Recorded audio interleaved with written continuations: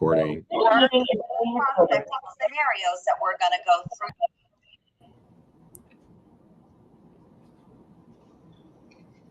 All right, we're ready to go. We're ready? Yes. Okay. Well, let's get started.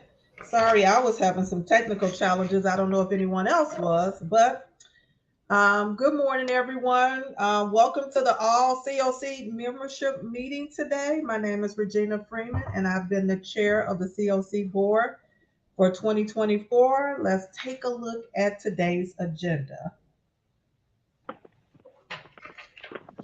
So the agenda is actually shown on the screen for everyone to see. We do need a motion to approve today's agenda. So with that being said, can I get a motion?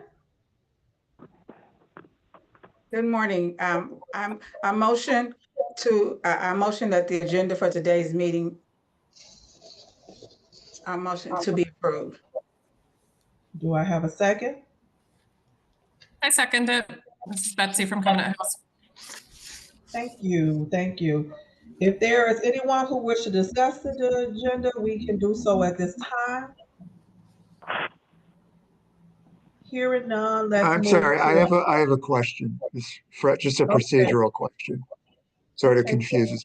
I think I'm still a member, or I know I'm still a member, but this is Fred Friedman. Am I recognized? Yes. Can you hear me? We can hear you, Fred. Okay. So I signed up for a public comment because I'm not quite sure, and I want to make a comment, but I haven't been involved for a while in the COC. I used to be very involved. So the question is, am I going to be entitled to make Yes, public absolutely. comment? At the public comment section Yeah. on the agenda, you could definitely make a public comment at that time. Okay, and it can be 2 minutes or I can step in here. Yeah, so I'll go over like the public comment guidelines when that agenda item rolls around. But yes, I'll explain it. You get, I believe 3 minutes to speak, 2 minutes. I can double check. 3 minutes. Yeah, it's just so I have a sense of how long I should prepare to talk. Thank you. Are there any more who would like to discuss the agenda at this time? Hearing none, we're going to move to a vote. All in favor of today's agenda, say aye. Aye. Aye. Aye. Any opposed? Hearing none, let's move forward. Now we're going to move towards the approval of the 2025 COC board as well as executive committee slate votes. And I'm going to pass this part of the meeting over to Sherry. Sherry? Good morning, everyone. Just to go over the procedures for the COC 2025 board and slate and executive committee slates.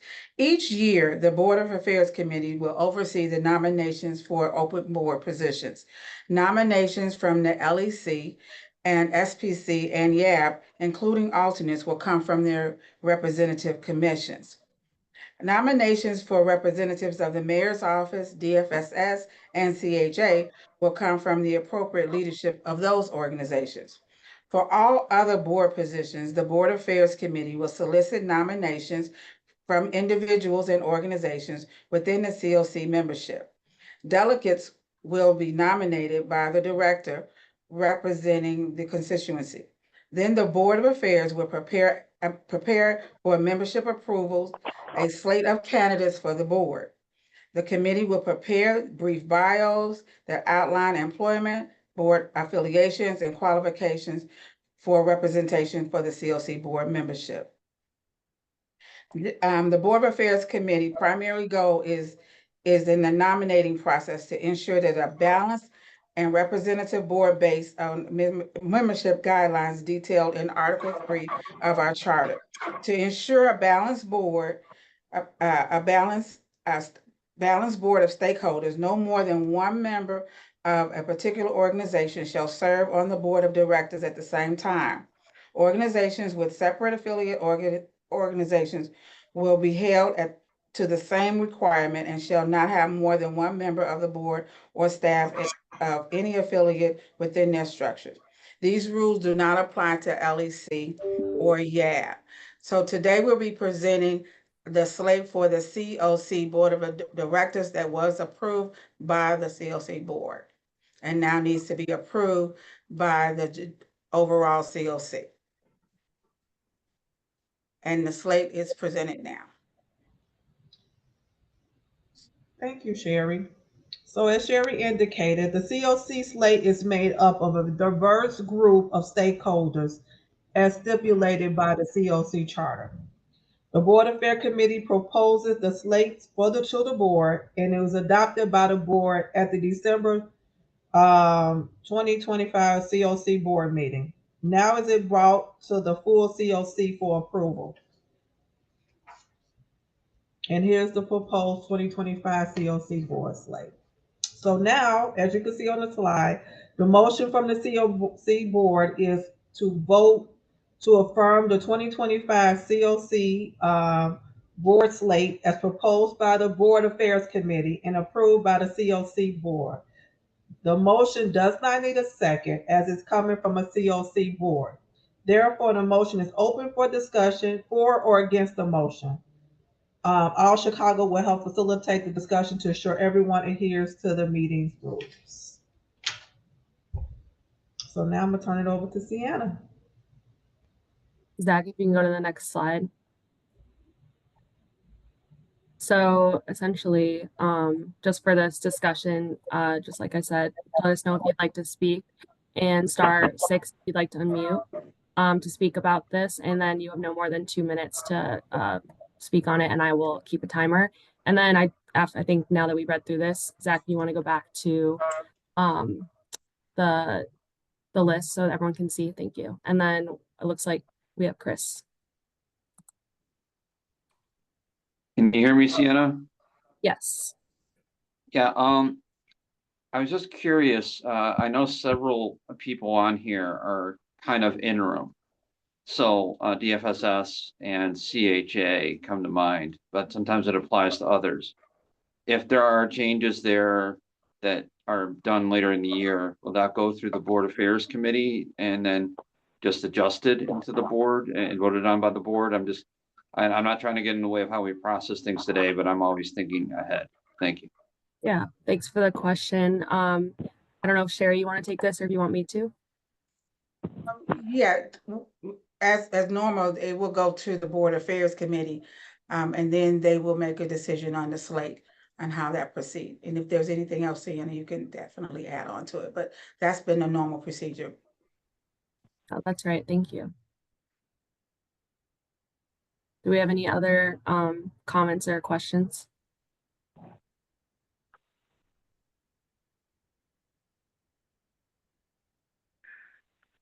All right. If not, if you want to go, we will do voting now. So let me open the poll.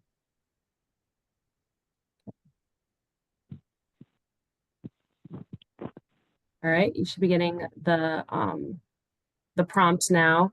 And like I said, if you can't vote at this time, feel free to email us at cocprograms@allchicago.org and we can count your vote that way. I'll give you about another 30 seconds or so, and then I'll close it.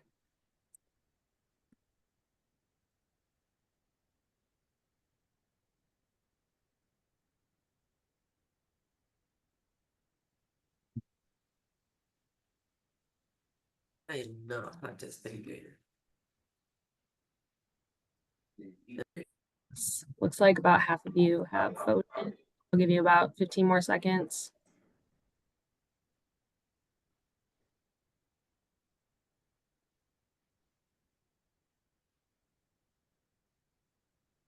All right, and like I said, we can't call the vote right away just because there will be people responding, but it looks like majority is going to approve it. But if you would like to be part of this vote, please email. And I'm going to end the poll. Thanks, everyone. Regina, back to you. Or I guess Sherry, if you want to do the next section. Yes. The next section is the COC Board of Directors Executive Committee slate. And very similar to the previous COC board, this slate was delegated to the Board of Affairs, and currently the board slate is as follows. What we know is the Gwendolyn Turner for the COC chair, Sherry Allen Reeves for the vice chair. The finance committee chair will be Richard Rowe, and the secretary will be Virginia Olson. And then the other constituencies will still be at-large members. And this is the slate, so we need approval for this slate. Regina? Okay. As you can see from the slide, the motion from the COC board is to vote to affirm the 2025 Board of Director Executive Committee slate as proposed by the COC Board Affairs Committee and approved by the COC board. The motion does not need a second as it's coming from a COC board committee. Therefore, the motion is open for discussion for or against the motion. And All Chicago, as indicated, will facilitate any discussion to ensure everyone adheres to the meeting rules. Thanks, Regina. So same rules apply. If you'd like to speak, just come off mute or raise your hand. Is there Simba, do anyone? you have anything to add? Otherwise, please mute. We're getting some feedback. Thank you. I'll give everyone another 10 seconds or so to say something.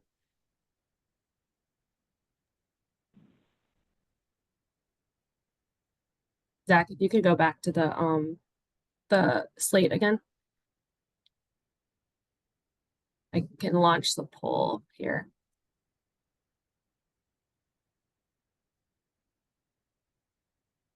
All right, another one should just have popped up. And I'll give a minute for this one as well. Same thing applies if you want to vote on this one as well through email.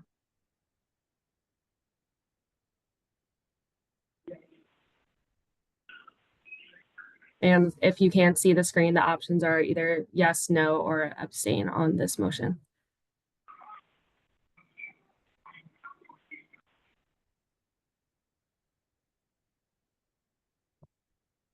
We're about halfway there, so another 20, 30 seconds or so.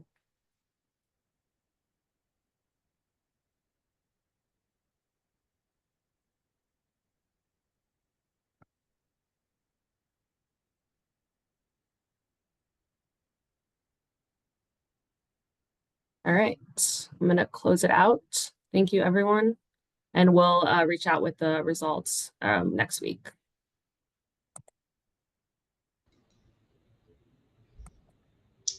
Okay, moving right along. Okay. Now it's time to introduce our new 2025 COC board chair, Ms. Gwendolyn Turner. But before I turn it over to Gwen, I'd like to say a few words and talk a little bit about my experience here as the chair of the COC board. I just want to thank everyone for their tremendous support throughout this year. This has truly been one of the highlights of my professional career. I've been a part of the homeless community for about 25 years, even way before joining the VA. And as I indicated, this has been one of the true highlights of my professional career. And it has been truly an honor and a pleasure serving as the chair of the COC board. So thank you, everyone. I look forward to continuing in a different capacity and supporting Gwen throughout this process.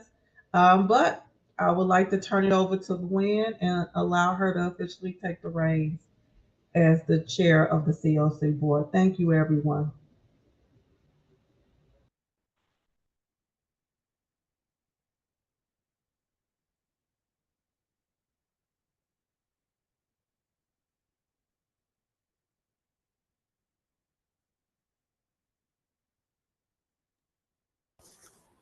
Okay, Thank you you, you Regina. unmuted, Gwen.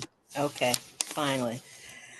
Thank you, Regina, and good morning to all of our COC members. I am excited for this new year to continue our efforts to decrease the unhoused population in Chicago, to continue the positive direction that we're all on. Now, the idea of chairing this board, I have to admit, was very frightening, but I've always been up for new challenges, and so I welcome this challenge and the support I have received from all Chicago and others to make me feel more comfortable has relieved my anxiety tremendously. So we'll see how this goes. Um,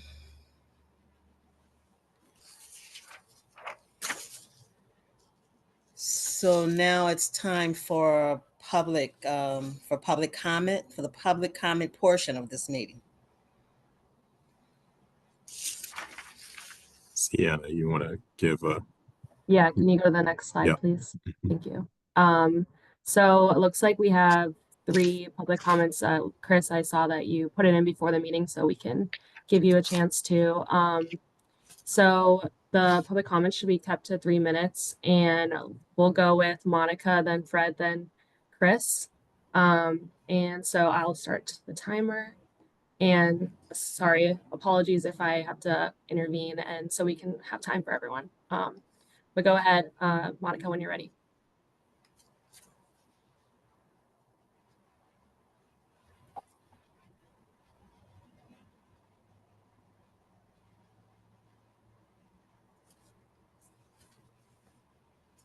Monica, are you on the call?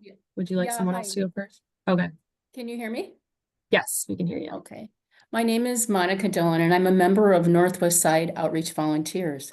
We're a small volunteer group who have worked with unsheltered neighbors on the far northwest side of Chicago for several years. My comment is related to recent extreme cold weather planning. Each year, we try to prepare unsheltered neighbors for extreme cold weather. It's been very difficult to develop plans with them because we often don't have the critical information we need until the very last minute.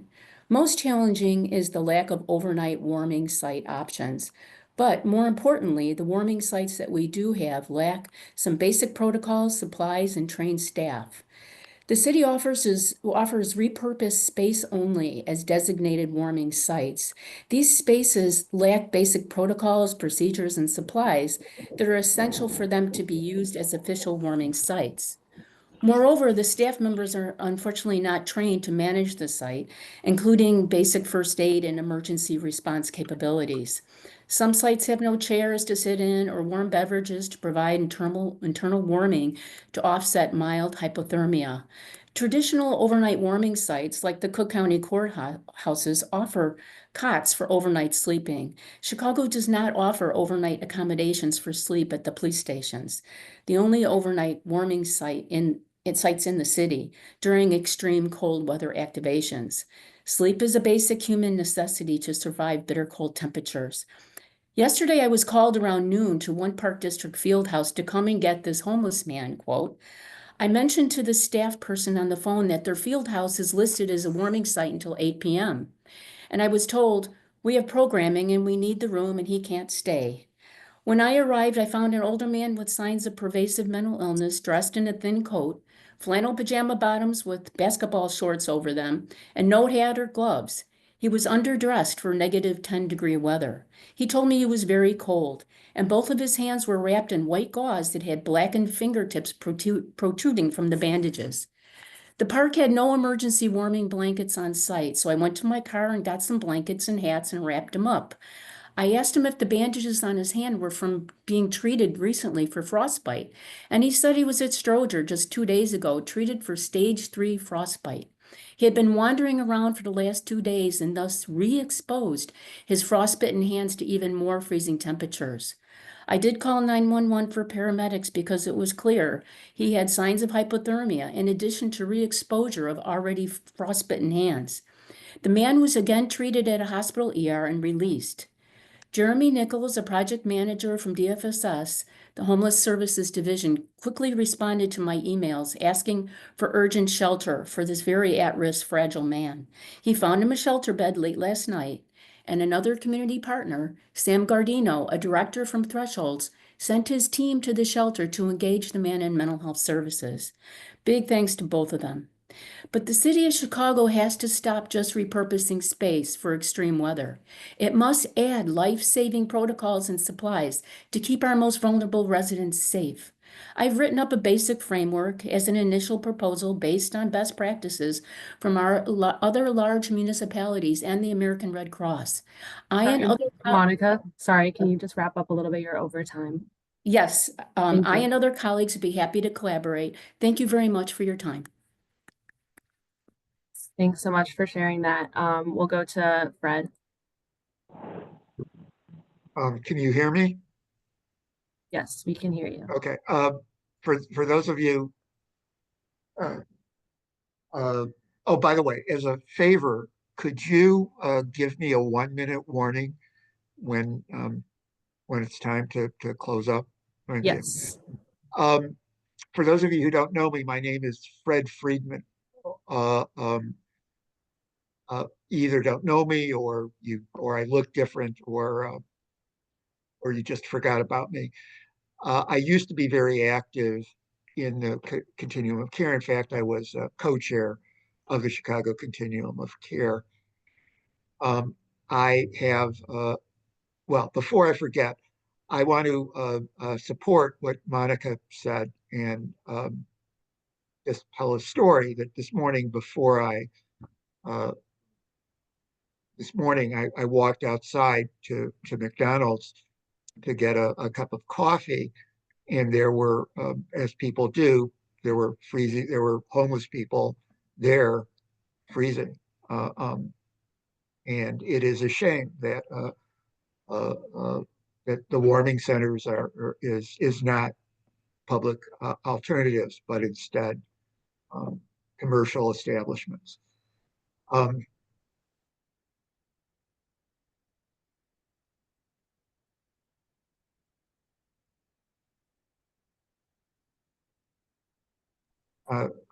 in fact, I was co-chair of the Continuum of Care for a while. They're telling me my internet connection is unstable, so if I freeze, well, I guess that would be very symbolic. I have what I want to say is that I withdrew from the Chicago's Continuum of Care for a number of reasons. One being I no longer live in Chicago, but in fact I live 1 block south of Chicago in the township of Cicero, and I spend a tremendous amount of time in Chicago. And of course, the decisions that you make will affect me and my friends. Fred, you have 1 minute left. Jeez, time goes fast. I'm reminded of Martin Luther King, who, and I'm back, and I'm staying involved because I'm reminded of what Martin Luther King said, that it is always time to do the right thing, and that it will not be, history will not judge people just by the evil deeds of evil people, but by the good people who chose not to do anything or say anything. So while I've withdrawn, I've been pressed to reactivate myself. So here I am, trying to do the right thing. Thank you. Thanks for being here, Fred, and for your public comment. We'll go to the last one, which is Chris O'Hara. Yeah, can you hear me? Yes. Yes, Chris O'Hara, one of the co-chairs of the Lived Experience Commission. I've been around this continuum for a while. I serve as a committee co-chair, collaborative applicant committee, but I also serve in other committees. I wanted to put out there that while we're talking about warming centers, I'd be remiss not to also talk about, I know we're in the middle of winter, but cooling centers. A lot of times in the middle of summer, desks get earmarked in different ways. alcohol consumption, heart disease, all kinds of things. And a lot of times, one of the factors is the fact that they were out in extreme heat for far too long. We have a concrete jungle, and essentially, with all the concrete and cement around, it takes a lot longer for it to cool down. And so and I'm glad Martin Luther King was brought up, because in Atlanta recently, they were getting ready for Martin Luther King Day, and near the Ebenezer Church that he was a part of in his last years, they were clearing out a homeless encampment, and somebody there was killed during the cleanup of that tent encampment. And I know we can do better. I know that Humboldt Park was not that long ago cleared out.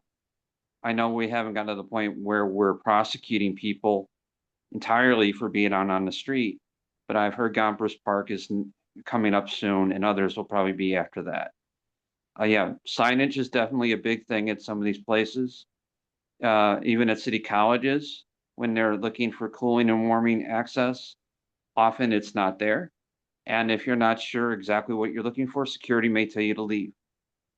Ted Kedzie needs to be a little bit more firm about what they can and cannot do. I know Spark is new and trying to do some really good innovative things. I recognize the Salvation Army, but if it wasn't for a band of several of us really sharing a lot of information, including some suburban churches and courthouses, I've seen it on multiple angles. People out on the street waiting for someone to come get them. And I also got to bring up things that we think are going to be there in perpetuity may not. Some Starbucks may not let everyone stay as long as they once did because of new leadership that came in from Chipotle. It's just a matter of whether they want to make the right decision or not. And yeah, there's not a whole lot of public toilet access in this city either. And there are some areas in the country where there's tax incentives for that kind of thing. I think a lot of times, I know we're all trying to struggle to get by from time to time, but we lose out on the big picture. And I've always thought people in the public sector are doing great work, but they should not be elevated over the people that they're serving. I think along the way that has happened, and we really need to do something to change that. All right. Thank you Thanks, for your Chris. time, and thank you for all being here. Thank you. And then we're going to go to the next agenda item now that public comment's over, which is, let me get to it. It is the COC focus areas for this next year.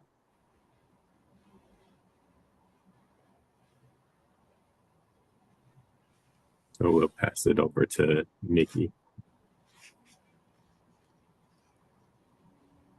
Good morning, everyone. My name is Nikki Grigalunas, and I am the Director of Homeless System Coordination at All Chicago. And I'm also one of the project managers for the System Front Door line of action, along with Jeremy Nichols, who works at DFSS and is a project manager of engagement services. Next slide. In 2025, the System Front Door leadership team has approved a work plan to continue our work throughout the year. This work plan has identified the activities of the System Front Door. It helps us to develop 4 key areas of focus for the leadership team, and opportunities that could potentially make positive impacts to our COC system goals. And the work plan also frames the actions required of the leadership team and other stakeholders to meet the deliverables within a desired timeframe. In February, so in a few weeks, the leadership team is also going to be deciding on the timeframes to meet the deliverables within the work plan. Next slide. So a major component of the work plan lays out the activities of the System Front Door. And for this group here, that is to optimize and standardize the way that people access and receive services in the components of the homeless response system, which includes prevention and diversion supports, outreach services, drop-in centers, and shelters. The system front door activities also include optimizing how to help people navigate housing pathways in the following components: outreach services, drop-in centers, shelter, and housing navigation. And these activities are meant to positively impact the COC system goals. So the 4 areas focus within the work plan that address that kind of top umbrella, the activities of the system front door, will be to monitor the UHI and SNOFO projects. We're going to think about the shelter system, including the One System initiative. We're going to optimize citywide outreach services and optimize drop-in centers. Next slide. In the work plan, this top row here has a series of what we call deliverables, things that the leadership team is going to be working towards. This middle section here, these are our 4 areas of focus. And then the bottom block here is how we're going to operationalize getting to those deliverables. So in January, the leadership team came to consensus that in order to monitor the UHI, we would be receiving quarterly updates on the initiative, the Unsheltered Homelessness Initiative. And so that will require all Chicago staff to prepare some materials for the leadership team to review and provide feedback.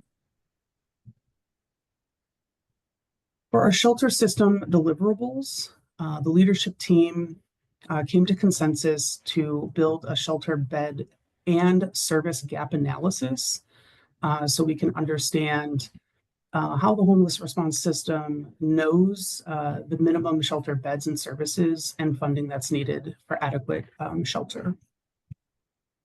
The leadership team also came to consensus to provide a survey sometime in 2025 to shelter providers and residents to understand their perspective on how the One System initiative is going and impacting those populations. Hello. For citywide outreach, the deliverables for the system front door leadership team is to complete phase 2 of the community standards for outreach, develop extreme weather best practices, a guidebook, and communication to teams when extreme weather impacts unsheltered residents. They're also called to develop a duplication policy when 2 teams or more teams are serving the same person. So they'd like to be able to carve out a policy on the best practices on multiple teams serving one person or a family. The leadership team is also called to establish and codify for the COC best practices for encampment services, initiatives, and closures. And lastly, the leadership team is called to create the ideal extreme weather communication plan for outreach services. And then lastly, for the optimization of drop-in centers, the leadership team would like to develop community standards for drop-in centers and develop best practices for frontline staff working with drop-in centers. We'd also like the leadership team to coordinate available resources with the outreach sector. Next slide. So what the project managers would really like to highlight for the COC membership is this year, we will be asking for this group to be reviewing and approving phase 2 of the street outreach community standards. This date is a little far off. We're anticipating this to be late spring or early summer. And then this group would also be reviewing the shelter bed and service gap analysis sometime in early spring or late spring. Next slide. Okay, and I'm also going to be talking to everyone today about the Youth Line of Action and the YHDP. Next slide. So a quick update for this group. The work towards completing the coordinated community plan has started. The Youth Line of Action leadership team has been developed.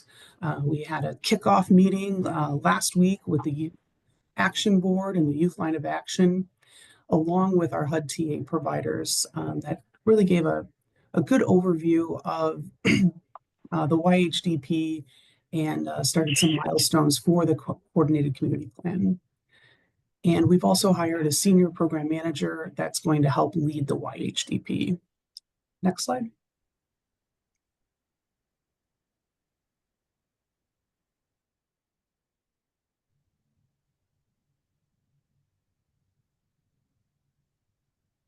Nikki.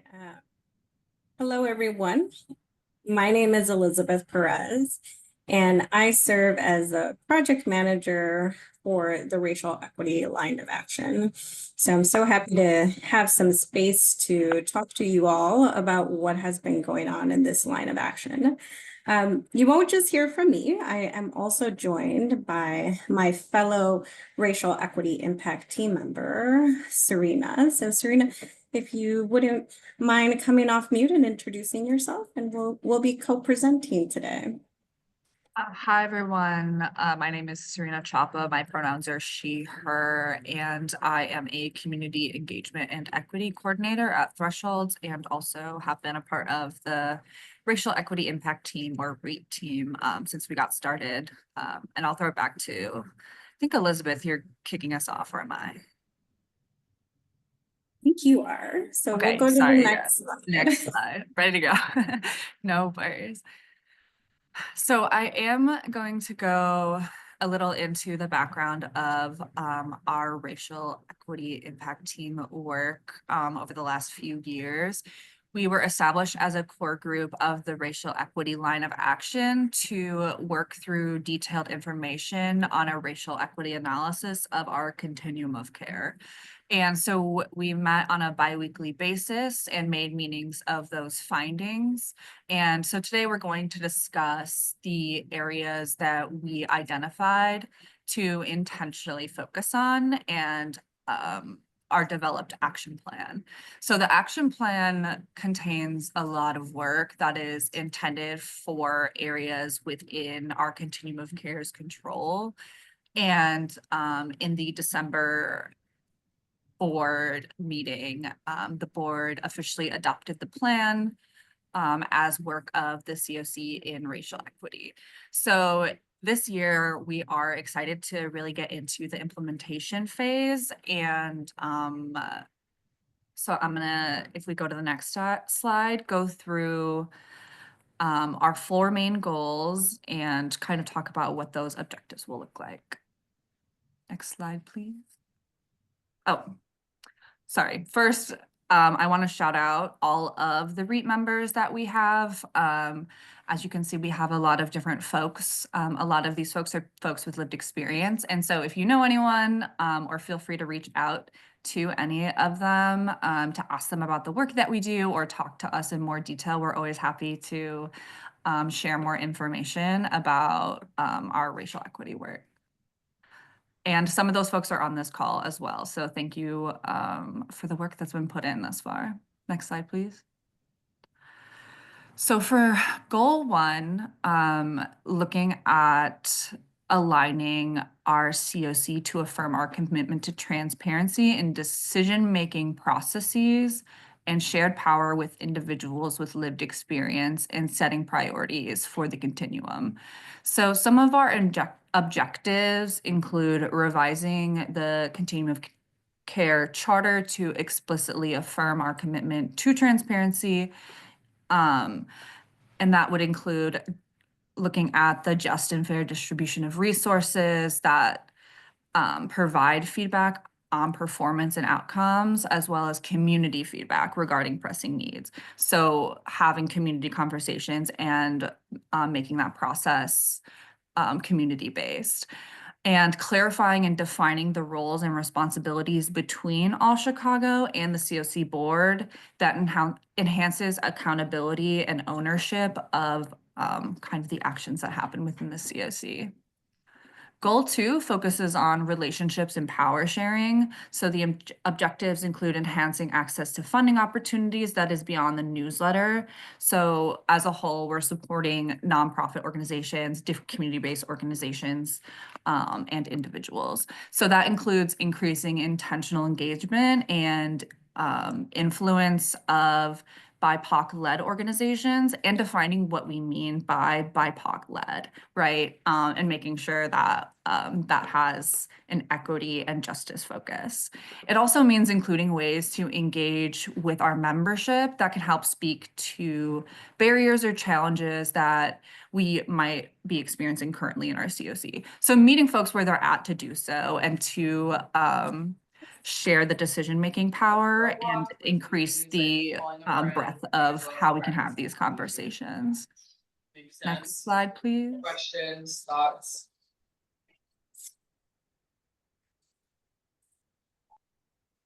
Good. Oh, sorry. For goal 3, we'd also like to update our policies that affirm the commissions the autonomy to govern themselves and feel supported within our system. So that includes our Lived Experience Commission, our Youth Action Board, and what that some of our objectives under this goal include cultivating a leadership culture that includes the ability for direct service staff or folks with lived experience that are usually unable to participate in ongoing committee meetings to find ways to engage. Other ways to engage folks in this work that isn't just pertaining to like our meetings or the ways in which we are currently holding these conversations. And then secondly, the implementation of policies around fair compensation and training programs to equip those folks with lived experience with the skills and knowledge to effectively engage in their roles. And so when we bring folks in to support in this work, we want to make sure that they have the tools and knowledge to be able to engage and make meaning of a lot of what can be very difficult to get into. I'm still, I think, as we all know, we're still figuring out our way through this continuum all the time. And then goal 4 includes increasing the level of transparency regarding information and outcome and engagement with our coordinated entry system. So that could look like implementing training requirements for coordinated entry system staff that focus on diversion and problem solving while prioritizing empathy and compassion, dignity, and integrity. A lot of the conversations we've had in our racial equity work was really rehumanizing our system, and also establishing a continuous feedback opportunity for those currently accessing the coordinated entry system, experiencing the coordinated entry system, maybe through town halls, and again, other ways that we can engage with folks that meets them where they're at. And then developing an ombudsman position that can follow up on client feedback and concerns around the system. So having, again, like a system solution built in so that we have accountability with that client feedback and can come back around and make sure that we're following through. And that's really important too, as we continue to do this racial equity work, is bringing it back and following up and following through with our actions and our action plan. And so now Elizabeth is going to go a little bit more into that piece. Thank you, Serena. And for all of those that have been putting a little bit of chatter in the chat box, thank you for some of those shout outs. And I see some energy around excitement and energy around some of those items. So thank you all for that. Continue to use the chat function to raise any questions as those may come up. As you heard Serena mention, those are a lot of things. And one of the things that we wanted to hold true as we were building out the action plan is also thinking about what would our accountability framework look like? We want to make sure that as we are developing goals for the Racial Equity Action Plan, that we also wanted to ensure that there was a process around holding accountability for each other. So on your screen, you'll see that we have 4 areas that the accountability framework is centering around. So as the racial equity impact team begins to move into implementation around some of the tasks and meeting with other committees and leadership groups around what does intersection look like, we'll really be also holding that accountability framework. So we'll be thinking about items pertaining to the lines of action and responsibility. How are we holding transparency and honesty around the progress? How are we doing follow-up and continuous engagement? And finally, sustainability and investment. So I'll dive a little bit further into each of those buckets. Next slide. So folks have an idea. So when we're thinking about the lines of action and responsibilities, this goal is really around how are we ensuring that everyone understands their role and importance in advancing racial equity. Because as we think about racial equity, it is not only up to the REAP team to be the champions of equity within our space, but it should be a community-driven approach where we are all seeing the importance of advancing this work. It is beyond just being knowledgeable about the action plan, but it is also involving around how do we move toward concrete activities that can help advance accountability. So some of the activities within this area is thinking about implementation of a dashboard that tracks progress on the racial equity goals. As we know, we have very detailed action plans for many of our lines of action, and sometimes it is helpful to have a dashboard where you're easily able to see what is the progress in each of those areas. It also involves creating strategic cross-coordination across the lines of action that are responsible for the plan, as well as increasing training opportunities and resources that result in informed and accessible engagement of members of the COC. So it is really that these activities are geared to support the understanding of our roles and also provide tools, as well as allow for processes that build trust and encourage ongoing dialogue, which normalizes conversation around the challenges. This is also to help foster a sense of shared purpose. And I see a hand up. So Fred, if you want to make your question, I think we have a little bit of time. Can you hear me? Yeah. Yeah. Okay. So the question or comment is about the dashboard. The problem with the dashboard is that it implies a precision that just isn't true. It gives an exact number of how many people are homeless, how many people are Black, how many people, well, I haven't looked at the dashboard for a while, but the last time I looked at it, it had, an exact number. And I know that dashboard isn't true because I know people who don't report that information to them and report, in fact, incorrect information to them for a variety of reasons. So I'm not sure how to deal with that conflict, that you have to deal with data, but dealing with data that's wrong just gives you wrong results. Again, that was one of the reasons I withdrew, because I was so frustrated with the system, and I don't have a good answer, but I thought it was worthwhile to share my concern. Thank you. Thank you, Fred, for highlighting that, right? And I think that's helpful, right, as we're thinking about what are items to display on a dashboard. As you mentioned, our by name lists that list folks, right, by demographics and who is connecting in our system, right, sometimes does not capture everyone. And I think what we're looking at for this dashboard is really thinking about items within the action plan to ensure that folks are able to see at a glance what is some of our progress. So looking a little bit beyond just the data of what is within our system. But I think like that's really helpful for us to hold as REIT members as we are thinking about what are elements that we want to create. How do we allow for some of the unknown activities that we know happen within our system? So thanks, Fred, for naming that. Around transparency and honesty around progress. So this is an area that we wanted to have a goal around that fosters a culture of transparency and responsiveness through ongoing check-ins and dialogue on the progress and challenges. So, you know, like in real life, Fred naming those things, right? That's a challenge for us. How are we able to connect with one another and make sure that we are having these dialogues and recognizing that and coming into a consensus of those items? In addition, we think of other activities such as how to provide clarity on the web of leadership and activities that drive the implementation of the action plan.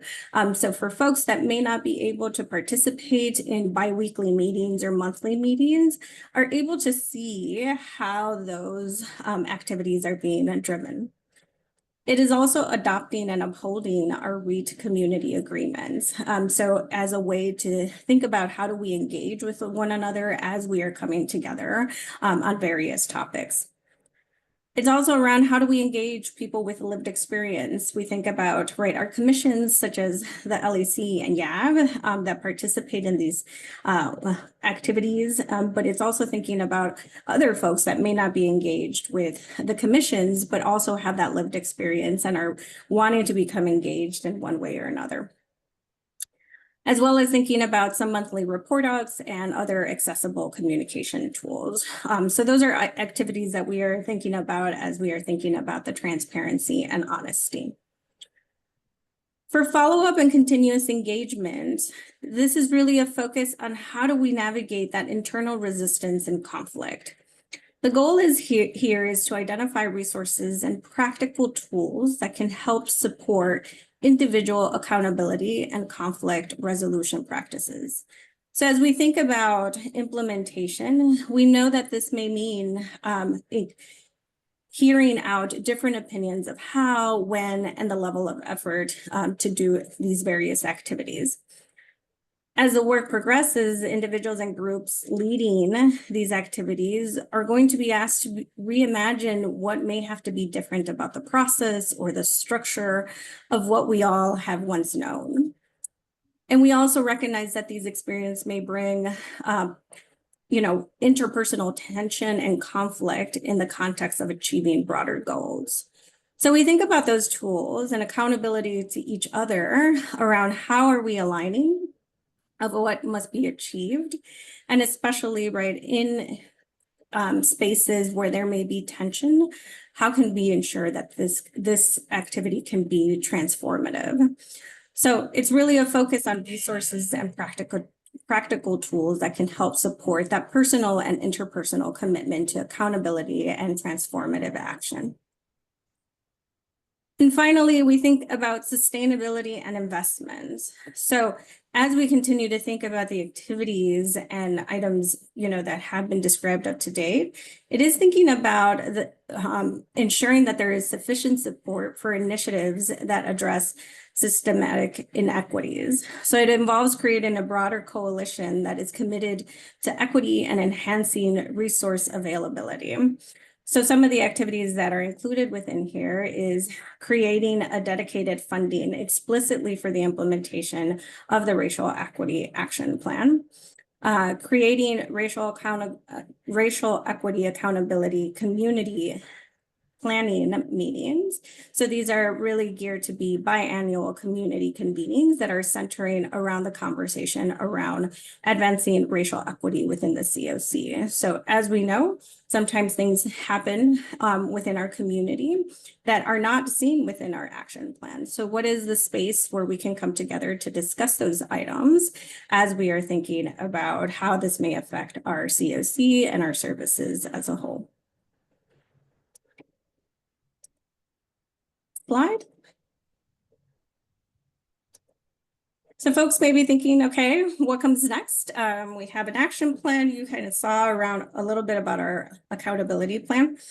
Our next steps is that as the racial equity impact team members come together, right, we want to make sure that we are viewing that our work is not existing on its own in a silo within our COC, but we are making intentional steps in order to actively engage with other groups whose work may intersect with the action plan. So as you'll see, our REAP members are going to be reviewing our collective power and also assigning each of ourselves to work with the different committees and leadership groups that intersect with the action plan.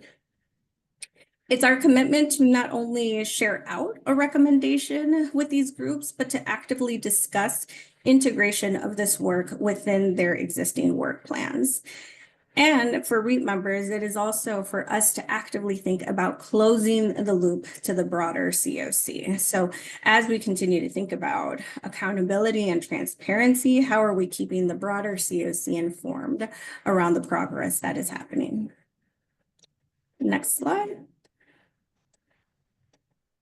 So for folks that are interested in learning more, one of the great ways that we encourage folks to get involved is to join us at the All COC meetings, where we'll be sharing updates as the work continues. If you can, we invite you to join the Racial Equity Impact Team and commit to becoming a change agent and joining us for the conversations. You also have the ability to view our past meeting materials on the COC page in case you're interested to see kind of what the conversation, how they're structured and so forth. You're also able to connect to the COC newsletter where we share updates around any new activities that may be bubbling up and ways to become involved, whether it be like through town halls or input sessions or so forth. When having a community conversation, we encourage you all to engage with us. So be on alert as we'll communicate those through the COC newsletter. And as always, if you have any questions around any of the activities, you can always feel free to reach out to myself. My email address is eperez@allchicago.org. I'll also put that in the chat for folks if they're interested in having a one-on-one conversation or wanting to learn more. Happy to connect with folks to share more. All right. And now I will pass it over to Nicole, I believe. Thanks, Elizabeth. Hi, everyone. I'm Nicole Bahina with All Chicago, and Elizabeth and I share the duty of overseeing all of the lines of action. And then just like Elizabeth helps oversee all of the lines of action in the COC implementation structure and leads one specific line of action, so do I. So I'm the primary contact for the COC's strategic priority area known as the reentry line of action. If you want to go to the next slide, I'm going to share a little bit about what we accomplished thus far. This line of action launched in 2024. And then when we get to the next slide, not yet, but I'll share a little bit about where we're headed. So the reentry line of action has a leadership team, and all of our lines of action have leadership teams that are really set to guide the work of the line of action. And so the leadership team is made up of representatives throughout the COC. We can drop a link in the chat to the COC implementation structure guidebook, which details how each line of action leadership team is slated. But as a reminder, all of the meetings are open to the public and they're all on our COC calendar. And so you can attend any of them. Some of them are in person, but most of the time there is an option to join virtually. So hopefully they're open and accessible to anybody who's interested. The reentry line of action leadership team meets on the first Thursday of the month in the morning. It's a great group. So this year or last year, the group was able to establish values and establish an approved work plan. And so then once the work plan was established, the work has been progressing, and there's a smaller planning group that's made up of a few All Chicago staff and a few staff from our co-lead, which is the Illinois Justice Project. And together we are sort of driving the work that happens in between the meetings based on what the leadership team has said we should be working on. So the leadership team discussed whether we need to define what reentry or what justice-involved background means. That's because there are some groups who have been out of institutions, released from jails and prisons for a long time, and are still experiencing homelessness or are newly homeless. And then there are also people who are in prisons and jails who are trying to get access to housing before they even leave. And as you can imagine, those could be treated as two separate groups with two separate types of interventions. But we're still trying to figure that out. The leadership team was like, let's just, see where we land on all of this. So we did not define reentry and justice-involved backgrounds yet, but we might be going forward. The leadership team also helped the All Chicago and Illinois Justice Project create an education and cross-training work group.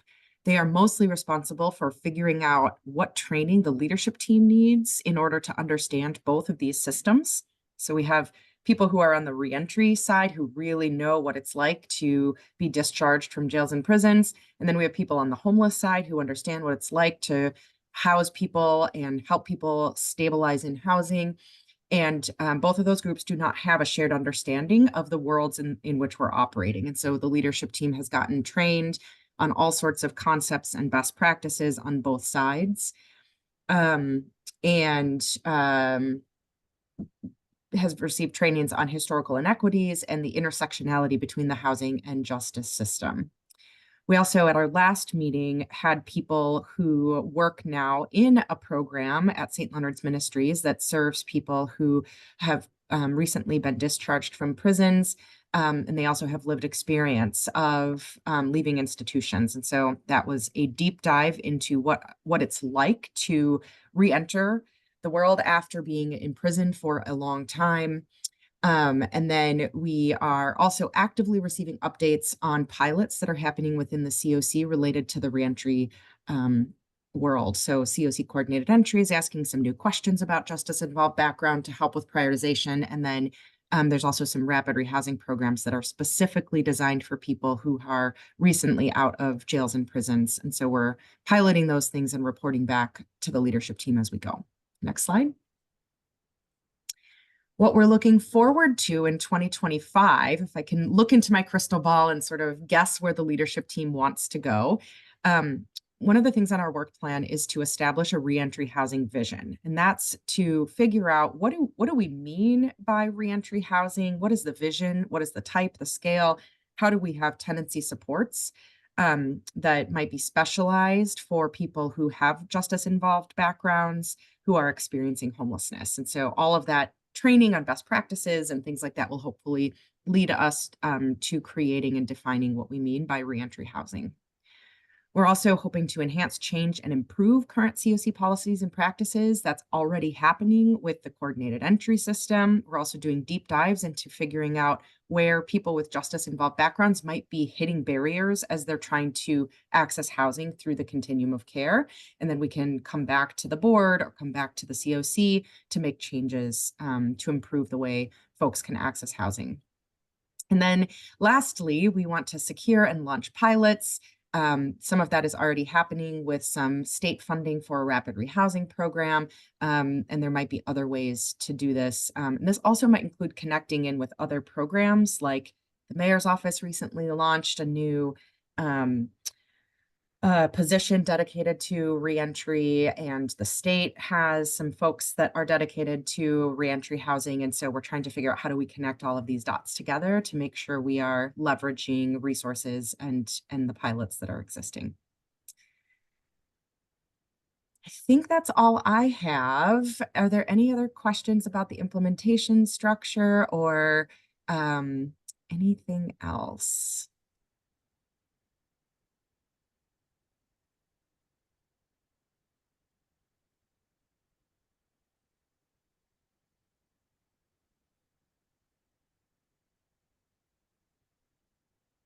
Hey. Okay, hearing no questions. Now we're going to move to the state plan and city updates. Wonderful. I can kick us off, and then I will hand off before too long to my colleagues from the city. So hi, everyone. If I don't have the pleasure of knowing you already, my name is Colleen Mahoney. I am the Assistant Director of the Illinois Office to Prevent and End Homelessness based at the state's Human Services Department. And I'm going to give you a couple of brief updates from our office, which we call OPA, and then we'll share an update with the city team related to the implementation of the One System initiative. So we can go to the next slide. Perfect. So I think most folks have probably seen that OPA released a new state plan to prevent and end homelessness covering FY 25 through 26.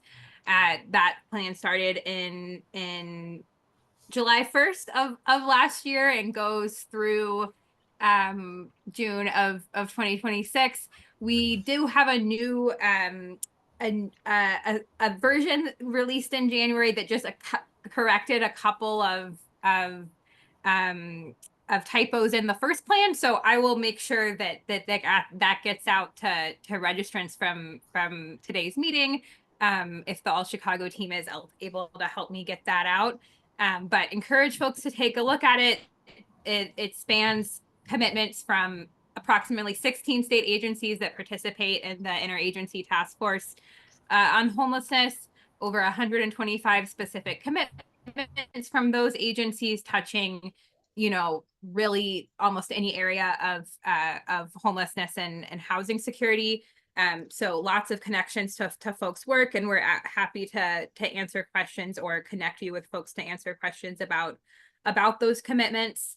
It also documents the state's budget connected to homelessness and significant increases in the budget. So I encourage folks to take a look at that if you haven't already. And we're happy to provide paper copies. Reach out to us if you'd like one. And an annual implementation report comes out every year. So look for that this summer, the interim report on the implementation of this plan. We can go to the next slide. Wanted to make folks aware that the annual summit that our office hosts for the homeless services and supportive housing community will be in Rosemont in the Chicago Cook County suburbs this year, June 9th and 10th. So please save the date. We will have a registration platform open soon, and we can go to the next slide. We are happy to share that just yesterday we opened session proposals for breakout sessions. So encourage folks to think about what your organization, what the COC might want to raise up around your work. We are accepting proposals through end of day on Tuesday the 18th. So really welcome folks' ideas. There's a couple of tracks called out in the call for proposals, which I will also put that link in the chat. But one thing we're calling out specifically this year, different than last year, is we're really interested in if there is art or other creative pursuits folks do related to their own experiences or working or advocacy around housing and homelessness. We're really interested in bringing art into the summit this year, whether it's photojournalism, singing, interactive projects, thinking about sharing lived expertise and thinking about that as a both an advocacy tool and an artistic offering. That's a whole track in our session proposals this year. So really welcome any thoughts around that, and look forward to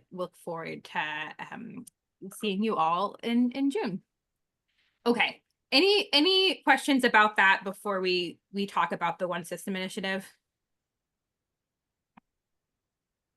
Okay, we can keep going in that case. All right, so I'm going to give us just a couple of big picture updates, and then we'll pass over to Kim Howard and Alex to take us in some more detail. So we can keep going. So I think we're likely all familiar, but I just wanted to level set and remind us, what is the One System initiative, this kind of big big name, what's going on there. So the One System Initiative is just a name for the process of integrating the shelter and service system in the Chicago area, serving people experiencing homelessness, who've been in Chicago and Illinois long term, and new arrivals experiencing homelessness in the Chicago area. This process launched about April of last year. Initially, with the first about 6 months was this community-led engagement and recommendations development phase, which many of you in your organizations were involved in. And that phase produced a report of community recommendations, which have really helped to anchor and guide our work going forward. And phase 2, the kind of fall phase of 2024, the city and state really looked at those recommendations and looked at what are our immediate opportunities for implementation, and began to think about implementation. Implementation started, this winter and is ongoing. So we're going to give you some updates right now about implementation, and please know that this is an ongoing process that is just beginning. We can keep going. Okay. So the third phase, this implementation phase of the One System Initiative, launched in December, January, with and going forward, we understand that there's a combined total of about 7,400 shelter beds in the Chicago region that are serving people experiencing homelessness of all backgrounds. Approximately 3,300 beds came from the existing DFSS funded network. This includes winter beds. 3,800 beds, about 3,800 beds are transitioning from being dedicated to new arrivals to serving all populations. And all of those beds are now taking referrals for all folks of all populations, with no regard to how long they've been in the country or in Illinois. And there are also 275 new kind of overflow shelter beds at the Shelter Access Point, or SPARC, which you're going to hear more about on another slide. Shelters are being operated by delegate agencies and are open to anyone experiencing homelessness of any background. The state particularly is working on, returning as part of our implementation, phase 3. We are working on returning to our more traditional role as a funder of homeless and supportive housing services, a system and thought partner and support, but not an entity doing operational work on the ground. So we are working we'll hear more from the city about plans looking forward to release an RFP for the 2 sites that the state is currently funding partners directly to operate, which have transitioned from being new arrival shelters to being shelters within the unified system. So the city partners will tell you more about plans to RFP those operations out, and just know that part of the state's implementation of One System is to work to return to a role as funder and system partner, but to not be kind of working with partners directly operating shelters. So I think I'm going to pass it over to Kim at this stage, and just wanted to really relay the state's continued gratitude to you all for your partnership. We know that this is a big change for our systems, right? And that takes incredible work from each of you, and we know that that's not easy. So I think we're going to talk more in the coming slides about opportunities for training and TA and feedback, but just wanted to relay our gratitude to each of you for your continued partnership. Okay, I'll pass it over to you, Kim. Great. Thanks, Colleen. And good afternoon, everyone. My name is Kimberly Howard. I'm a director with the City of Chicago Department of Family and Support Services and with our Homeless Services Division. I will start by returning the gratitude. Thank you, Colleen, and all your folks at the state for great partnership in sort of seeing through a lot of these One System Initiative recommendations. Before I pass off to Alex to share a little bit more about the Shelter Placement and Resource Center, I do just want to sort of recognize and thank Monica and Fred and Chris for the public comment about extreme weather response. I also want to thank the DFSS partners and others who extended hours in operations this week in response to extreme cold, and just share that we know there's more work to do. But goal today is really to share out a few updates on One System initiative progress. So as Colleen shared, we are now operating with 7,400 shelter beds open to anyone through 311. And then we have a new program sort of born directly from One System initiative recommendations to create a low barrier access point available 24/7 and year round. For folks to sort of have basic needs met, be assessed for diversion and shelter placement, and get connected to shelter when beds are available. So with that, I will pass over to my colleague, Alex Magana, to share more about the Spark. Yeah, thanks, Kim. Hi, everyone. My name's Alejandra Magaña. I also go by Alex, she, her pronouns.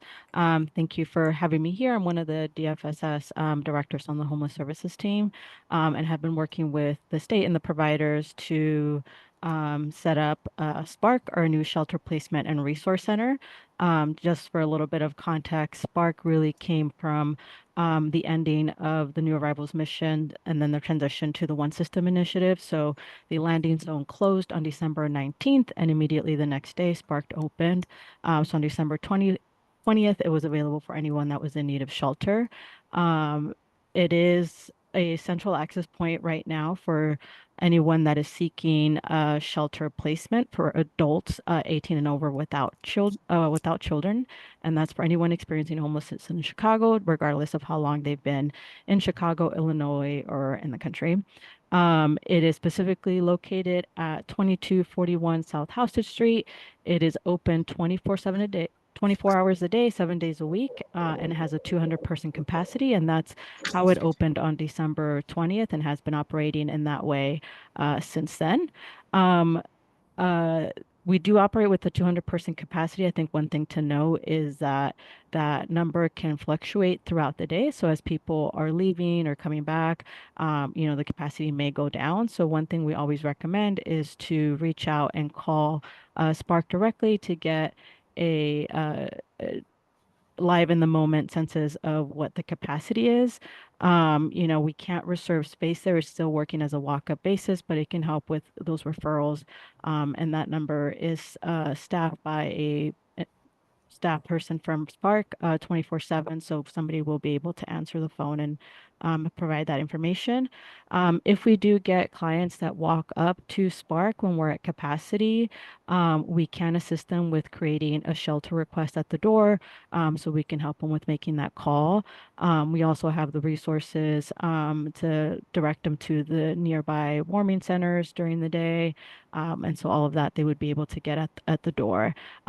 People can walk up 24/7. So even if we're at capacity, again, they'll still get assistance with creating that shelter request at the door. If capacity goes down and it's 2 o'clock in the morning and somebody comes up, they'll be allowed to come in as long as capacity permits. Spark is specifically operated by our partners, Franciscan Outreach and New Life Centers, and the funding is provided by the Illinois Department of Human Services. Services on site include diversion, out-migration, basic clothing items, and donations that New Life handles. There's breakfast, lunch, and dinner for folks who are waiting shelter placement. There are also showers there that are available for clients. It is ADA accessible, so the showers and toilets, there is that accessibility for folks that need that mobility assistance is there. It is low barrier, however, folks do have to be independent in order to get resources at Spark. I mean, it's managed by our providers, but unfortunately, they don't have the capacity to help with someone who may need assistance with their activities of daily living. So the folks that are there must be able to shower, eat, and use the toilet on their own. But again, if somebody needs more assistance with ADA capabilities, like the showers and toilets are retrofitted for that. On site, there's services that are available in English and Spanish, and the language line is used for additional usage and additional language support. And again, we always recommend that folks call 311 from any location to request shelter, but they can come to Spark and they can get assistance with creating that 311 request for shelter placement. As mentioned, our capacity is 200. This is showing our overnight utilization rate. You'll see that some of the numbers are a little bit above 200. That's just as the providers are getting comfortable with the Smart Sheets system, which is what they're using to do intakes and to record all the information on there. So I do want to flag here, I know that the numbers are showing above 200. However, this number is cut off at like midnight that night of. So it's showing what the current census is at that time. However, providers are doing discharges. So I think in a couple of weeks, you'll start to see a little bit more accurate data of how many folks have actually been on site. This is just as providers are getting comfortable with the system and training their folks.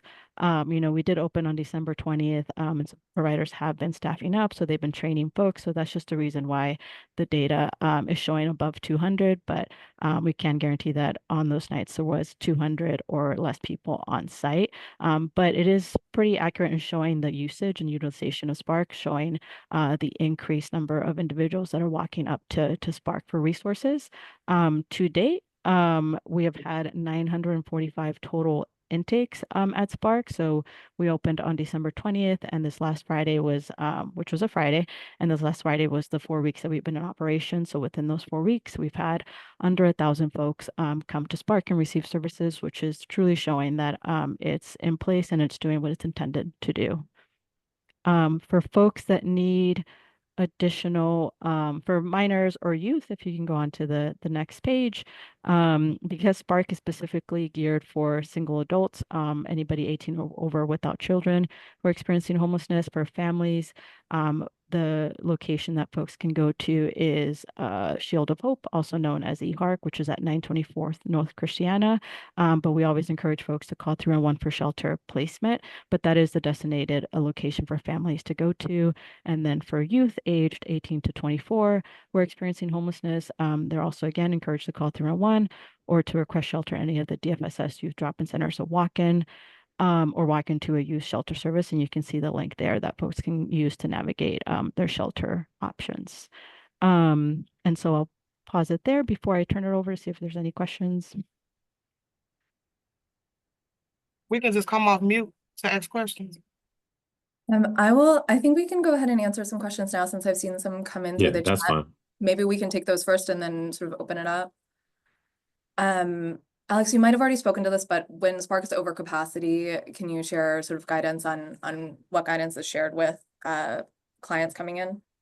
Yeah, when we're at capacity and folks walk up to the door, they'll be told that, unfortunately at the time Spark is at capacity, they can come back at any time to check capacity again. They can also call. They'll be given that number to call to check throughout the day. However, at the door, they are given the resources to nearby warming centers where folks can go during that time if we're at capacity. But again, they are asked that they can call or they can walk up at any point to check capacity at that time. Thanks. And I can cover a couple other questions that came through in the chat. One about bed availability. So currently we are seeing limited bed availability for single adults, but we do have bed capacity for families with children under the age of 18. Of course, that fluctuates throughout the day and between days, but yes, we are tight on beds for single adults. As to the question on overnight shelter beds, so the vast majority of the system is now shelter beds that operate 24/7. We only have 5 remaining sort of DFSS funded programs that are overnight only. I can see if we can dig up the exact numbers on beds, and I will drop that in the chat if I get it in time. For families, yeah, as Alex just mentioned, we do have shelter beds available for families. So any families with children requesting shelter should be able to be connected, and they can do that through the Shield of Hope or through calling 311.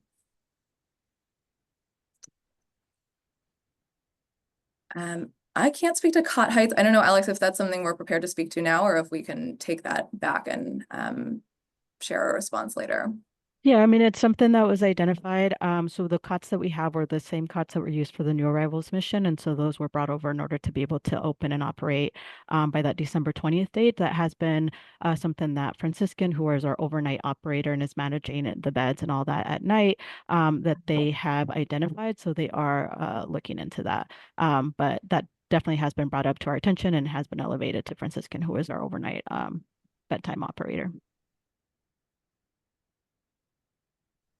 I see that Fred has his hand up. Hi, can you hear me? Yes. Okay, thank you. First of all, most important, thank you for your work. I'm sort of interested, as I understand it, the numerator is 200. I'm trying to figure out how many potential people there are to get this services. What's your estimate of the number of unsheltered homeless people who would be, eligible for this project? Thank you. Did you understand that question? So I sometimes speak in mumbo jumbo. I apologize. Let me give you a response and you can tell me if I've answered your question. So the Spark is available for anyone who may be seeking shelter in Chicago. So I don't think we have sort of a perfect estimate of that need. I think what we have is an understanding of, how many folks on a given day might be experiencing unsheltered homelessness, and a sense through 311 requests of how many people are requesting shelter. We recognize that's above 200. That is sort of the current capacity of the Spark. Is it how much above? You have a sense of how much above? I think, I think we have several data points that we could look at there. I mean, I would look at the point in time count, which from last year, I think, we estimated in typical years, we estimate, 1,500 to 2,000 folks experiencing unsheltered homelessness on a given night. We do have a sense of shelter requests at any given time through 311. I think that data, there's a large caveat that can include duplicates. And so I think we don't have a perfect answer on what that is, but that's something we continue to look at. And I think that the Spark will really help us better quantify and estimate the need for single adults. Thank you again. Thank you. Okay, I see some more questions coming in, which is great. I might try and wrap up sort of remaining slides and then come back to these. Which I think remaining pieces is just to sort of preview what is coming next with One System initiative. And I think really a highlight is DFSS and the state are focusing on how do we support homeless services providers in serving all populations as part of this new One System, and in generally providing, a high quality standard of care. So in the short term, this looks like an online training curriculum of courses that has gone out to all DFSS delegate agencies, thanks to partnerships with All-Chicago and the Illinois Coalition of Immigrant and Refugee Rights, and the Illinois Office to Prevent and End Homelessness with the state.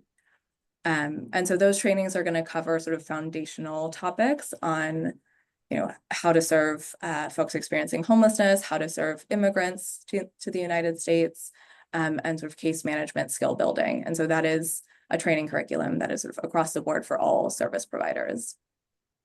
I think for outreach providers, serving folks experiencing unsheltered homelessness, we're leveraging sort of existing touch points like the monthly coordination meetings to share out, OSI resources like what we've shared today, and to sort of monitor and respond to changing needs there.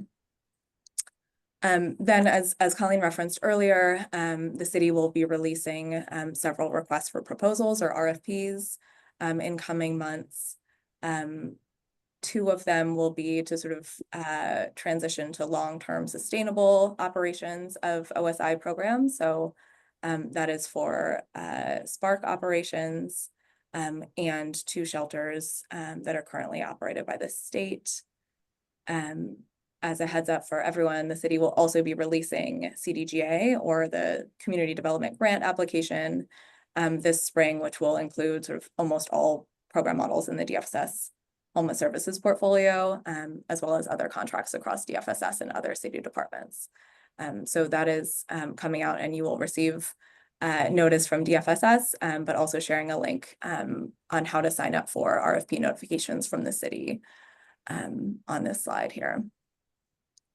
And then lastly, also in line with One System recommendations, we will be working closely with the All Chicago team to transition the shelters that formerly served new arrivals and the Spark into HMIS, you know, to officially fold into the homeless services system. And then last slide here is just a few sort of additional city updates to share. This has gone out to DFSS delegates, but to share more broadly with the community. DFSS funding for shelter programs this year increased from $26 per bed per night to $29 per bed per night for 2025 contracts. That is sort of another incremental increase, building on what started in 2022 with the creation of sort of a minimum bed rate in DFSS funding of $17.50, that then increased to 22 and then 26, and now we're getting to 29. So want to share that as a sign that we recognize sort of rising operational costs and staffing costs, and remain dedicated to investing in shelter operations. The city's 2025 budget also included another increase in funding for rapid rehousing, building on, you know, successes of investments through pandemic response and recovery funds. And so total city investment in 2025 is now $29.5 million in rapid rehousing, and that will continue to support roughly 1,000 households in housing at any given time, and we're hoping we'll newly house an additional 360 households in 2025. So thank you to the many partners we work with in making that program possible. And then lastly, as I previously mentioned, 2025 investments also include supporting an additional 158 winter beds that are dedicated for single adults, operated by existing shelter delegates. And those came online, most of those came online in December of last year, and will continue through April. So with that, I will take a look at additional questions in the chat and see what else we can answer. Hey, Kim. Hi, Otha. Hi, this is Otha from the Lived Experience Commission. I was wondering, how can I get the notifications for the request for proposals that's coming out? Yeah, great question. I can actually drop that RFP link in the chat, which I see is another question here. So I will pull that up and do that now. This is basically the sort of citywide notification platform for any RFPs, but I think you can select which RFPs you're specifically interested in receiving notification about.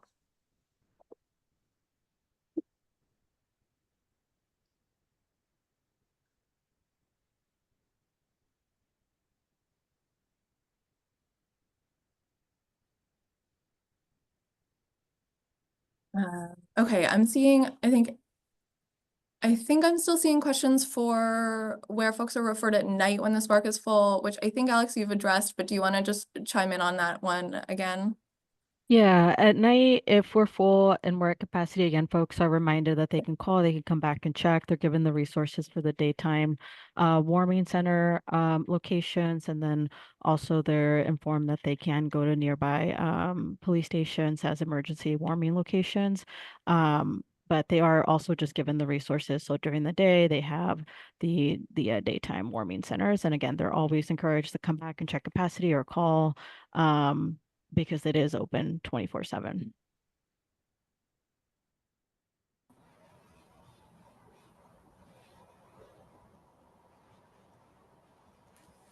Okay, I think a lot of questions are getting answered in the chat, which is great. I can speak to this question on any particular priority set for applicants for the RFPs. So any of that information on sort of who DFSS is seeking to fund for each through each funding opportunity will be included in the RFP. All that detail on particular regions or language capacity, that will all be included in the RFP. So that will be available to any potential applicants and posted publicly. If anyone has a question that hasn't been answered, they can come off of mute and answer it right now. I have a question. This LaChana from the night ministry.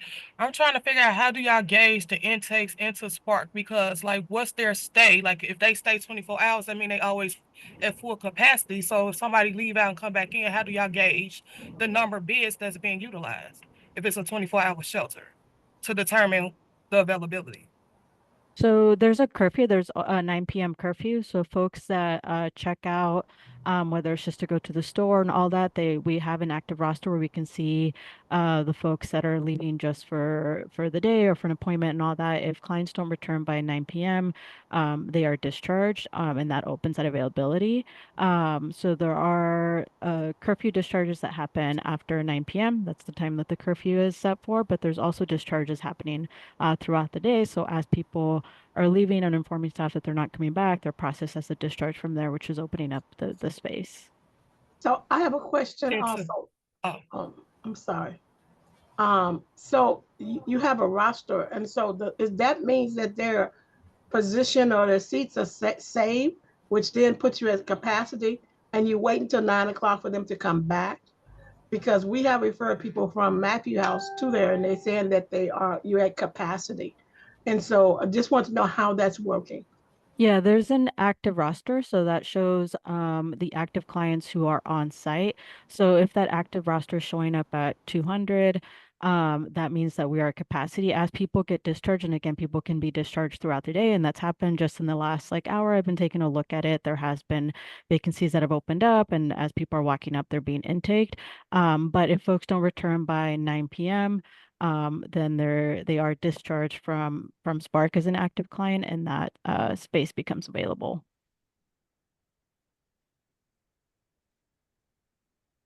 Hi, it's Eugenia. I had a comment. I wanted to bring attention to what Monica both put in the chat and talked about during her public comment related to the need for warming in the evening. A lot of the warming centers are closing at a certain time and asking people to go back into the street where temperatures continue to rise overnight.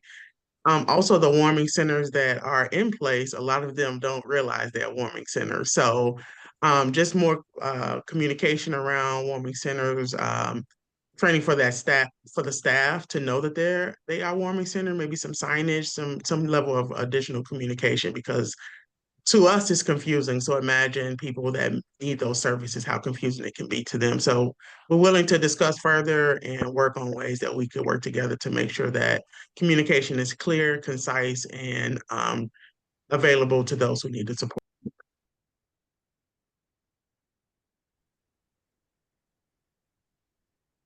You.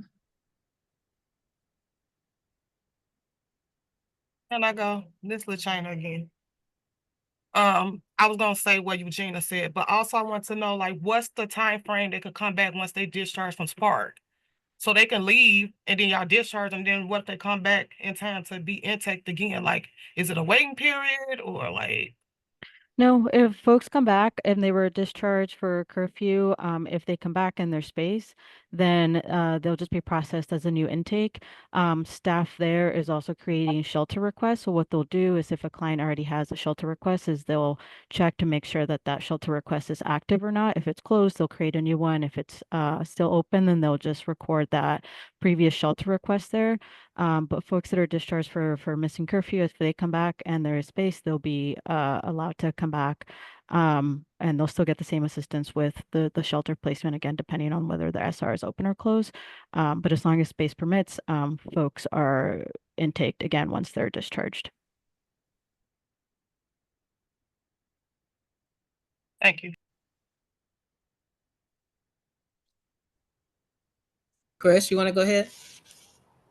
Yes, I'm curious, when people do if they do spend the night, are they told that they need to let people know they're coming back and what the curfew is when they're done, when intake is done? I ask this because I know you're getting, this is shelters available for all.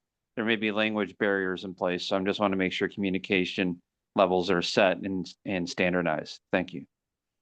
Yes, so as folks are doing the intake, regardless if they were previously at Spark or not, or they were discharged for curfew, they go over the rules and policies for the site, which includes the curfew time and all of that. So they are reminded of that. And it is something that's gone through during intake, again, regardless if the person has been there before or not.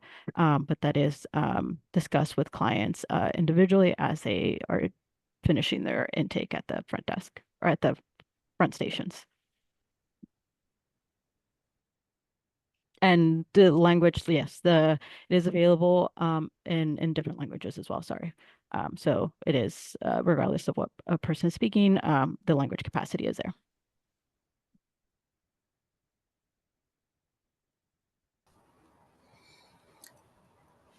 Okay, if there are no other questions, this has been a very informative meeting. If anyone has any more questions before we adjourn. I have a question. It's not about it's another shelter. I don't know if somebody on here could explain like how specific garden works. Cause I hear a lot of people go there and they like a 24-hour. So are they ran like Spark? Is Spark ran like specific garden? Cause it's specific garden, you could just walk up, right? Cause I've always been confused on that. If somebody could answer that for me. Yeah, it's a good question. So Pacific Garden Mission, or PGM, is one of the largest shelters in Chicago. It is not sort of city funded, and so it's slightly outside of it's not counted in that 7,400 beds that we discussed earlier. So I'm unfortunately not the best to speak to how their processes work and how they do intake. Sorry for that. No, thank you. I thought they were city funded. I didn't know. Okay. Beth? Hey, Beth, thank you for allowing me to speak, Gwendolyn. Just kind of off of Chris O'Hara's comment, and as someone with lived experience, in the interest of having information in the hands of people who have the power to get themselves to that location, this sporadic mismatch of information and the lack of clarity around Spark and the fact that shelters are full, I can tell you as someone who has nerve damage in their hands and has been outside in the cold when there is no shelter available, the very least we could do is tell people there is no shelter available. Like, can we figure out a system so that people can do their best to keep themselves alive and keep the parts of their body this winter? Just out of curiosity. I know it's an uphill battle, things change frequently, but this is dangerous how we've got this set up right now. Yeah, I appreciate that. Thank you for sharing. And generally actually just appreciate really all of the feedback and input on Spark. I mean, this is a new program that we're rolling out. And so I think this input and feedback is really critical to improving operations as we move forward.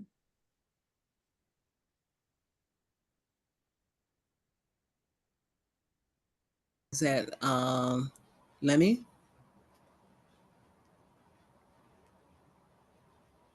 Hi, everyone. It's Alderwoman Lenny Manahapan. We're from the 48th Ward, Edgewater and Uptown. And I wanted to say this is my first time joining one of your meetings.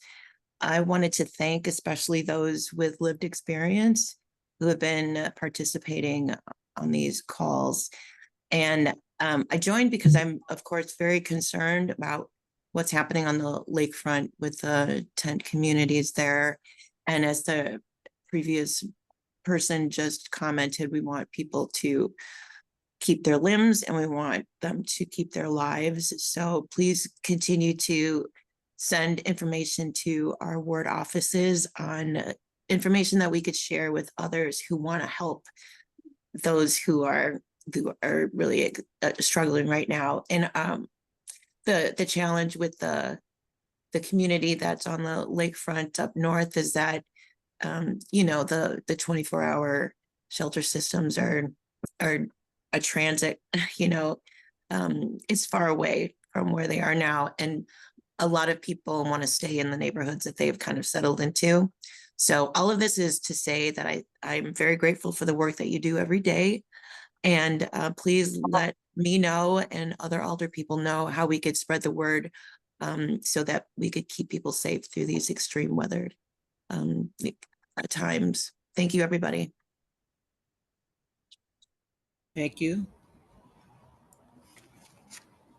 Are there any other questions before we adjourn?